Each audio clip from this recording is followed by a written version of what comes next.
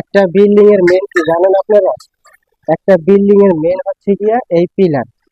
এই পিলার যদি আপনাদের বাড়ির যে রড গুলো বাইন্ডিং করা হয় সেগুলো যদি ইঞ্জিনিয়ারিং রুল মেনে আপনারা রাখতে না পারেন তাহলে কিন্তু আপনাদের বাড়ির ভবিষ্যতে ক্ষতি হবে।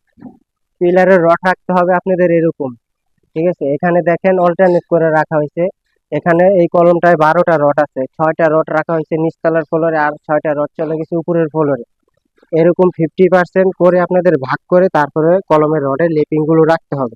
তো আপনারা বিভিন্ন জায়গায় দেখা যায় শুরু থেকেই ভুল হয়। ভুল হইতে হইতে দেখা যায় আপনাদের ক্ষতি হবে না, কারণ যে বাড়িওয়ালা বাড়ি করে তাদের কিন্তু অনেক বড় ক্ষতি হয়ে যাবে। তো আপনারা যখন পিলারের রড গুলো বাইন্ডিং করবেন অবশ্যই আপনাদের গোড়া থেকে যখন বেস গুলো ঢালাই হবে তখন থেকে আপনাদের, ঠিক আছে, এই সিস্টেমটা করে রাখতে হবে। তো এই যে যে কলমের রড গুলো আছে এই রড গুলো অল্টারনেট করা দেখা যাচ্ছে কিনা দেখেন। এখান থেকে মাটির নিচ থেকে কিছু রড চলে গেছে দোতলার ফ্লোরে, আর কিছু রড আছে নিচতলার ফ্লোরে। সবসময় আমরা আগের ভিডিওতে বলছি আমি একটা, যে আপনারা যখন কলমে 10টা রড হবে 5টা হবে নিচতলার ফ্লোরে আর 5টা হবে দোতলার ফ্লোরে। তো এখানে যে কলমের রডগুলো রাখা হয়েছে দেখেন নিচ থেকে অল্টারনেট করে রাখা হয়েছে। রডগুলো আপনাদের বাড়িতে এরকম করে রাখতে হবে। অনেক জায়গায় দেখা যায় নিচতলা সম্পূর্ণ জোড়া দেন, এতে কিন্তু আপনাদের বাড়ির ক্ষতি হইতে পারে। এইসব বিষয়ে খেয়াল রাখতে হবে আপনাদের। তো মিস্ত্রি সাহেব,